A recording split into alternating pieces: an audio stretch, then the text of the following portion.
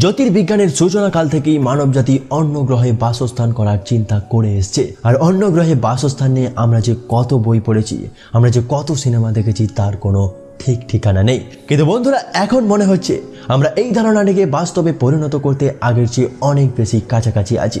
বিজ্ঞানীরা আর্থ 2.0 জন্য অনেক ক্যান্ডিডেট বিবেচনা করেছেন এবং তার জন্য খুঁজেও পেয়েছেন। আর বন্ধুরা, একবার ভাবুন তো, যদি শুক্রের মেঘের মধ্যে বাস করা যায় বা বুধের ভূগর্ভস্থ লাভা টিউবের মধ্যে বসবাস করা যায়, তাহলে কেমন হতো? আর কোন গ্রহে প্রথম মানব উপনিবেশ গড়ে উঠবে? এবং একবার আমরা আমাদের পৃথিবী ছেড়ে চলে গেলে আমাদের জীবন কতটা আলাদা হয়ে যাবে? এবং বন্ধুরা, স্পেসএক্স এবং নাসা কি পরিকল্পনা নিয়ে কাজ করছে এবং ভবিষ্যতে কি হবে সেগুলো ডিপলি আজকের এই ভিডিওতে আলোচনা করব। আর সেগুলো ডিটেইলে জানার জন্য ভিডিওটি আপনি শেষ পর্যন্ত দেখতে থাকুন। এলন মাস্ক নিশ্চিত যে আমরা অন্য গ্রহে কলোনাইজ না করে বেঁচে থাকতে পারবো না। বহির্জাগতিক বিশ্বের অন্বেষণ আমাদের এই সম্ভাব্য সর্বনাশ থেকে বেঁচে থাকার অনুমতি দেবে এবং আমাদের বিশাল প্রাকৃতিক সম্পদের অ্যাক্সেস দেবে। আর আমরা প্রায় সবাই জানি তার প্রথম সূচনা হবে মঙ্গল দিয়ে। এলন মাস্ক বিশ্বাস করেন মানুষ সাল 2029-এর মধ্যে মঙ্গলে প্রথম পা রাখবেন এবং কয়েক বছরের মধ্যে গ্রহের প্রথম কলোনি স্থাপন করবেন। যখন আসন্ন মিশনের প্রস্তুতি পুরো দমেই চলছে, তখন মঙ্গল একটি কঠিন জায়গা থেকে যায়। উদাহরণস্বরূপ ধুলো, যেখানে বাতাসের তীব্রতার কারণে ধূলিকণা সোলার প্যানেলের ওপর জমতে শুরু করবে এবং শেষমেশ সোলার প্যানেলের কার্যকারিতা ধ্বংস করে দেবে। এবং এই গ্রহের পৃষ্ঠে ছোট ছোট শিলা আরো বেশি ক্ষতিকারক হতে পারে। 2022 সালে নাসার কিউরিসিটি রোভারের টায়ারগুলিকে মঙ্গল গ্রহের মাটি দ্বারা ড্যামেজ করার ছবি দেখিয়েছে। আসলে মঙ্গল গ্রহ বেশ প্রতিকূল। এটি খুব ঠান্ডা এবং এর পৃষ্ঠের গড় তাপমাত্রা -60 ডিগ্রি টু -80 ডিগ্রি সেলসিয়াস, যেখানে একজন হিউম্যান কোনো ধরনের সুরক্ষা বা স্পেস স্যুট ছাড়াই দ্রুত বরফের স্তূপে পরিণত হয়ে যাবে। এবং বন্ধুরা, এই গ্রহের চৌম্বকীয় ক্ষেত্র খুবই দুর্বল এবং বায়ুমণ্ডল পৃথিবীর তুলনায় 100 গুণ পাতলা। মানে বুঝতেই পারছেন যে এখানে কসমিক রেডিয়েশন থেকে কোনো সুরক্ষা নেই। এছাড়াও শ্বাস প্রশ্বাস নেওয়ার জন্য কিছুই নেই, কারণ মঙ্গলের বায়ুমণ্ডলে কার্বন ডাই অক্সাইড, নাইট্রোজেন এবং আর্গনের মতো বিশাল গ্যাসের মিশ্রণ রয়েছে। কিন্তু আধুনিক প্রযুক্তির সাহায্যে এই সব কিছুই ঠিক করা যায়। এমনকি মাধ্যাকর্ষণ, যা পৃথিবীর তুলনায় প্রায় 3 গুণ কম, সেটাও খুব বেশি সমস্যা আনবে না। যদিও এখানে সুস্থ অবস্থায় থাকার জন্য বিশেষ ওয়ার্কআউট মেশিনের সাথে দিনের কয়েক ঘন্টা ব্যয় করতে হবে। এলন মাস্ক ইতিমধ্যেই মানুষকে এই লাল গ্রহে অবতরণের জন্য প্রস্তুত করছেন। তবে বন্ধুরা, আমরা সবাই জানি যে এই যাত্রাপথ অনেকটাই লম্বা। বন্ধুরা, পৃথিবী এবং মঙ্গলের মধ্যে দূরত্ব প্রায় 225 মিলিয়ন কিলোমিটার। আপনি যদি এই যাত্রাপথে একটা গাড়ির মতো 112 কিলোমিটার/আওয়ার গতিতে যাত্রা করেন, তাহলে এখানে যেতে প্রায় আপনার 223 বছর সময় লেগে যাবে। পৃথিবী এবং মঙ্গলের কক্ষপথে যাত্রার সময় এদের মধ্যে সবথেকে নিকটবর্তী পয়েন্টের দূরত্ব 62 মিলিয়ন কিলোমিটার এবং সবথেকে দূরবর্তী পয়েন্টের দূরত্ব 400 মিলিয়ন কিলোমিটার। পৃথিবী থেকে মঙ্গল গ্রহে স্পেস ফ্লাইটের জন্য সেরা সময়টি প্রতি 2 বছর অন্তর একবার আসে, যেটা কিন্তু আপনারা আগের ভিডিওগুলোতেই জেনেছেন। কারণ 2 বছর অন্তর গ্রহের কক্ষপথ সবচেয়ে কাছাকাছি আসে। এখানে যাওয়ার জন্য সবচেয়ে উন্নত স্টারশিপ মহাকাশযান পৃথিবী থেকে উৎক্ষেপণ করা হবে। প্রতিটি শিপ রিঅ্যাক্টর ইঞ্জিন সহ একটি পুনর্ব্যবহারযোগ্য ক্যারিয়ার রকেটের সাথে যুক্ত থাকবে। আর এই রকেটের উচ্চতা হলো 122 মিটার, যেটা এখনো পর্যন্ত সব থেকে বড় রকেট, যেটা স্যাটার্ন ভির মতো রকেটকেও ছাড়িয়ে যায়। এই বুস্টার রকেটটি মহাকাশ যাত্রায় 8650 কিলোমিটার/আওয়ার গতিতে এগিয়ে নিয়ে যাবে, তারপর বিচ্ছিন্ন হয়ে পৃথিবীতে ফিরে আসবে। শিপটি প্রায় 7 মাসের মধ্যে মানুষকে মঙ্গল গ্রহে পৌঁছে দেবে এবং মঙ্গলে তৈরি জ্বালানি দিয়ে ট্যাঙ্কগুলি ভর্তি করার পরে শিপটির নিজস্ব ইঞ্জিন ব্যবহার করে পৃথিবীতে ফেরত পাঠানো যেতে পারে। বরফ এবং বায়ুমণ্ডলীয় কার্বন ডাই অক্সাইড থেকে মিথেন এবং তরল অক্সিজেনকে তৈরি করতে মঙ্গলে একটি প্ল্যান্ট তৈরি করা হবে। আর বন্ধুরা, আপনি জেনে অবাক হবেন, এই মহাকাশযানটিতে 100 থেকে 200 জন এবং 100 টন মাল বহন করা যেতে পারে। এলন মাস্কের ধারণা 2050 সালের মধ্যে লক্ষ লক্ষ নাগরিক এই উন্নত শিল্প সহ একটি শহর এই লাল গ্রহে উপস্থিত হতে পারে। আর বন্ধুরা, এই আইডিয়াটি মেনলি প্রতিরক্ষামূলক ডোমসের নিচে একটি শহর তৈরি করা। মানুষ আসার আগে ঘরগুলো রোবট দ্বারা তৈরি করা হবে এবং বাকিগুলো 3D প্রিন্ট ব্যবহার করে বসতি স্থাপনকারীরা প্রিন্ট করতে পারবে। নাসা ইতিমধ্যে 3D প্রিন্টেড হ্যাবিটেবল চ্যালেঞ্জ নামে একটি বিশেষ প্রোগ্রামে সেরা মঙ্গল গ্রহে বাড়ির জন্য একটি প্রতিযোগিতা আয়োজন করেছিলেন, যার মধ্যে প্রথম স্থান পেয়েছে মার্স আইস হাউস প্রজেক্ট, যা একটি 4 তলা ইগলু। একটি এক্সকিমো ইয়ার্স মঙ্গল গ্রহের অবস্থার সাথে খাপ খাইয়ে নিয়েছে এটিতে অনেকগুলি অ্যাপার্টমেন্টস এবং পাবলিক রুম রয়েছে, যেগুলো একটি সর্পিল সিঁড়ি দ্বারা সংযুক্ত, যাতে একটু বেশি স্পেস পাওয়া যায় তার জন্য দেওয়ালগুলিকে কার্ভ করা হয়েছে। বাট মঙ্গল গ্রহের ঘরগুলো যে আকারেই ধারণ করুক না কেন, এলন মাস্ক বিশ্বাস করেন যে সবচেয়ে গুরুত্বপূর্ণ বিষয় হলো বসতি স্থাপন করা। মঙ্গল গ্রহে সৌরশক্তি দ্বারা চালিত হাইড্রোপনিক খামারগুলিতে খাদ্য উৎপাদন করা হবে। মঙ্গল গ্রহে মাটির জন্য পৃথিবীর গাছপালা সেখানে শিকড় ধরবে কিনা তাও এখনো স্পষ্ট নয়।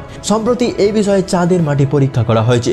যদি চাঁদে বসতি স্থাপন করা থাকে তবে তাদের অন্তত আংশিকভাবে খাবার সরবরাহ করতে হবে। এটি কাজ করবে কিনা তা খুঁজে বের করার জন্য নাসা এবং ফ্লোরিডা বিশ্ববিদ্যালয়ের বিজ্ঞানীরা চাঁদের রেগলিত এবং আগ্নেয়গিরির ছাইতে সবুজ ফসল বপন করেছিলেন এবং এখানে এক প্রকার নিউট্রিশন বা পুষ্টি যোগ করেছিল। ক্রুসিফেরাস আর বিটপসিস থলিয়ানা এই মিশ্রণে পুরোপুরি বেড়ে উঠছে এবং এটি কলোনি স্থাপনের জন্য একটি সাইট হিসেবে চাঁদের র্যাঙ্কিং বাড়িয়ে দিয়েছে। তবুও কিন্তু আমাদের একমাত্র উপগ্রহটি দ্বিতীয় পৃথিবীতে রূপান্তরিত হওয়ার জন্য খুবই ছোট। বিজ্ঞানীরা সৌরজগতের সমস্ত গ্রহগুলি বিবেচনা করছেন যা আমাদের পৃথিবীর জন্য একটি সম্পূর্ণ প্রতিস্থাপন হতে পারে, এমনকি বুধকেও। এটা কল্পনা করা কঠিন যে একটি নতুন পৃথিবী একটি স্বর্গীয় বস্তু হবে যা সূর্যের এত কাছাকাছি করে, আর আমাদের নক্ষত্র বুধের পৃষ্ঠকে গড়ে 179 ডিগ্রি সেলসিয়াসে উত্তপ্ত করে রেখেছে এবং যেখানে দৈনিক সর্বোচ্চ তাপমাত্রা আরও বেশি বেড়ে প্রায় 427 ডিগ্রি সেলসিয়াস পর্যন্ত চলে যায় এবং সোলার রেডিয়েশনকে প্রতিহত করার মতো এখানে কোনো বায়ুমণ্ডল নেই। 2011 সালে এটির একটি সমাধান প্রস্তাবিত করা হয়েছিল। মেসেঞ্জার প্রোব বুধের পৃষ্ঠে 1 টন সুইস জলের মতো বৈশিষ্ট্যগুলি খুঁজে পেয়েছিল যা ভূগর্ভস্থ লাভা টিউবগুলির নির্দেশ করতে পারে। এই ধরনের টিউবের ভিতরে নির্মিত কলোনিগুলি প্রাকৃতিকভাবে সোলার রেডিয়েশন এবং চরম তাপমাত্রা থেকে সুরক্ষিত থাকবে।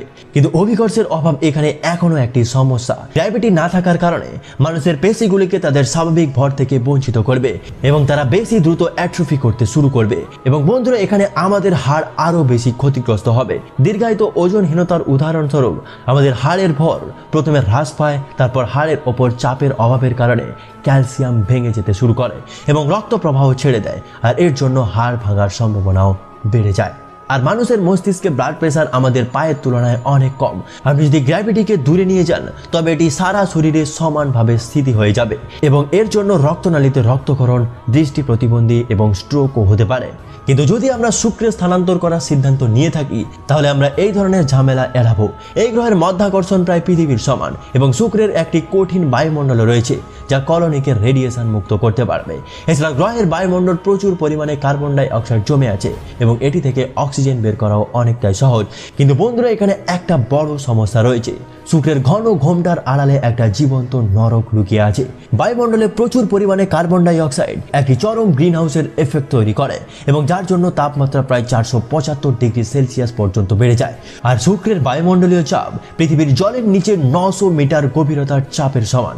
মানে বুঝতেই পারছে, যেখানে আমাদের সামান্য পুকুরের নিচে কিছুটা গভীরে ডুব দিলে আমাদের কান যন্ত্রণা করে, সেখানে জলের 900 মিটার নিচে চাপের সমান।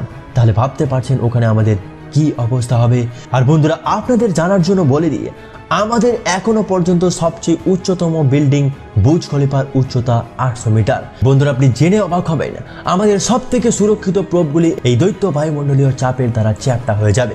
গ্রহের ওপরে বায়ুমণ্ডলে প্রচুর পরিমাণ অ্যাসিড রয়েছে, যার জন্য এখানে অ্যাসিড বৃষ্টি আমাদের পৃথিবীর অ্যাসিড বৃষ্টির তুলনায় বহুগুণ বেশি ক্ষতিকারক এবং এখানে বায়ুমণ্ডলের গতিবেগ ঘন্টায় প্রায় 360 কিলোমিটার।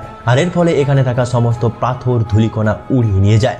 তাহলে বন্ধুরা, আপনাদের মাথায় অবশ্যই এই প্রশ্নটা আসছে যে এত কিছু বিপদ থাকা সত্ত্বেও কেন বিজ্ঞানীরা এখনো এমন একটি ভয়ঙ্কর গ্রহে উপনিবেশ তৈরি করার বিবেচনা করছেন।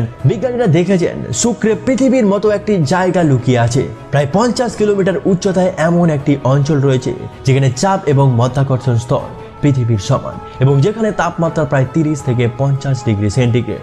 তাই গ্রহের মেঘের পিছনে ভাসমান বাসস্থান তৈরি করা একটি ভালো ধারণা হতে পারে। নাসার টিম ইতিমধ্যে high altitude Venus operation concept তৈরি করা শুরু করেছে। প্রাথমিক মিশনটি 139 মিটার দীর্ঘ এবং 34 মিটার উচ্চতার একটি এয়ারশিপ কল্পনা করেছেন এবং যেটি শুধুমাত্র একটি পাতলা বাইরের স্তর দিয়ে বাইরের উচ্চ তাপমাত্রা থেকে সুরক্ষিত থাকবে। একটি ধারণা ছিল নাইট্রোজেন এবং অক্সিজেনের মিশ্রণকে এয়ারশিপের জন্য একটি উত্তোলন গ্যাস হিসেবে ব্যবহার করা, যার ফলে এটির সম্পূর্ণ আয়তন বাসযোগ্য হয়ে ওঠে। এটি ভেনুসিয়ান বায়ুমণ্ডলের চেয়ে এয়ারশিপকে হালকা করে তুলবে আর এর জন্য এটিকে মেঘের উপরে বাঁচতে সাহায্য করবে। যেহেতু শুক্র সূর্যের কাছাকাছি, এখানে প্রচুর সৌরশক্তি থাকবে আর যার অর্থ এই ভাসমান বাসস্থানটিকে শক্তি দিতে এবং এয়ারশিপকে শীতল করতে কোনো সমস্যা হবে না। কিন্তু বন্ধুরা, সৌরজগতের প্রান্তে কলোনি তৈরি করার জন্য আরও একটি দুর্দান্ত জায়গা রয়েছে। যদিও মহাজাগতিক বস্তুটি শনির উপগ্রহ টাইটান একটি ছোট্ট গ্রহের আকার এবং সূর্য সহ সৌরজগতের 10ম বৃহত্তম বস্তু, এর ব্যাস বুধের 1.06 গুণ এবং পৃথিবীর 0.40 গুণ। দৈত্যাকার উপগ্রহটি সৌরজগতের অন্যান্য যে কোনো মহাকর্ষীয় বস্তুর চেয়ে আমাদের গ্রহের সাথে সাদৃশ্যপূর্ণ। টাইটানের তরল মিথেন এবং ইথেনের অনেকগুলি হ্রদ রয়েছে, যা পৃথিবীর জলের দেহের সাথে অসাধারণভাবে সাদৃশ্যপূর্ণ। তারা ক্রমাগত মিথেনের বৃষ্টি দ্বারা পূর্ণ এবং ভূমিটি কঠিন হাইড্রোকার্বনের টিলা দিয়ে আচ্ছাদিত, যা দেখতে পৃথিবীর বালির টিলার মতো। এই হাইড্রোকার্বন কলোনির জন্য শক্তির একটি চমৎকার উৎস হতে পারে।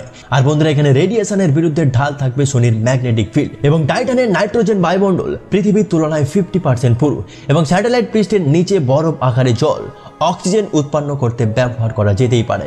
কিন্তু বন্ধুরা, টাইটান ভয়ানক ঠান্ডা। এখানে গড় তাপমাত্রা প্রায় -180 ডিগ্রি সেন্টিগ্রেড। যদিও এই ঠান্ডাটিকে স্পেস স্যুট টেক্কা দিতে পারবে, টাইটানের ঘন বায়ুমণ্ডল এই ঠান্ডাটিকে ছড়িয়ে দেয়, যার জন্য মানুষকে স্পেস স্যুট সহ উষ্ণ পোশাক এবং শ্বাসযন্ত্র পরে চলাফেরা করতে হবে। বিজ্ঞানীরা বিশ্বাস করেন যে টাইটানে আমাদের অক্সিজেন এবং নাইট্রোজেন দিয়ে স্ফীত ডোমস বা গম্বুজ আকারের বাড়ি তৈরি করা উচিত। আর বন্ধুরা, একটা ইন্টারেস্টিং ব্যাপার হলো টাইটানের আরও একটি অনন্য বৈশিষ্ট্য হলো এখানে মানুষ আকাশে উঠতে পারবে, কারণ এর ঘন বায়ুমণ্ডল এবং কম গ্র্যাভিটির জন্য মানুষের পিঠে ডানা লাগিয়ে মানুষ আকাশে উঠতে পারবে। কিন্তু বন্ধু, আমাদের কি আসলেই বেঁচে থাকার জন্য আরও একটি স্বর্গীয় অবজেক্টের প্রয়োজন? মহাকাশে কলোনি স্থাপনের ধারণাটি আসলে নতুন নয়, কারণ এটি 1975 সালে প্রস্তাব করা হয়েছিল। কিন্তু সম্প্রতি স্ট্যানফোর্ড ইউনিভার্সিটির একটি দল বহির্জাগতিক গ্রহগুলির মধ্যে একটি আধুনিক বসতি স্থাপনের জন্য একটি প্রজেক্ট তৈরি করছে। এটি 1.6 কিলোমিটার ব্যাস এবং 150 মিটার পুরু সহ একটি টরাস আকারে তৈরি করা হয়েছে। এই ধরনের একটি বাসস্থান 10,000 মানুষের জন্য থাকার ব্যবস্থা করতে সক্ষম। কৃত্রিম গ্র্যাভিটি তৈরি করতে এর অক্ষের চারিপাশে ক্রমাগত ঘোরাতে হবে। কাছাকাছি গ্রহ এবং তাদের উপগ্রহ থেকে আকরিক প্রক্রিয়াকরণের জন্য এটি একটি ইন্ডাস্ট্রিয়াল এরিয়া হবে। অবশিষ্ট স্ল্যাগটি বাইরে ফেলে দেওয়া যেতে পারে, কারণ এটি সমস্ত ধরনের রেডিয়েশনের বিরুদ্ধে একটি নির্ভরযোগ্য ঢাল হয়ে উঠবে। লিভিং এরিয়ায় প্রতিটি মানুষকে একটি পৃথক পৃথক অ্যাপার্টমেন্ট দেওয়া হবে, যা বিভিন্ন স্তরে অবস্থিত। এগুলি সবগুলি সর্পিল সিঁড়ি দ্বারা সংযুক্ত থাকবে, যেখানে লোকেরা প্রায়শই একে অপরের সাথে দেখা করতে পারবে। বিজ্ঞানীরা ইতিমধ্যেই অনন্য নক্ষত্রের কাছাকাছি পৃথিবীর মতো এক্সোপ্ল্যানেটকে কলোনিটারি করার পরিকল্পনা করছেন। কিন্তু বন্ধুরা, আপনাদের কি মনে হয় আমরা কি এত দূর পৌঁছতে পারবো? সেটা কিন্তু অবশ্যই কমেন্ট করে জানাবেন।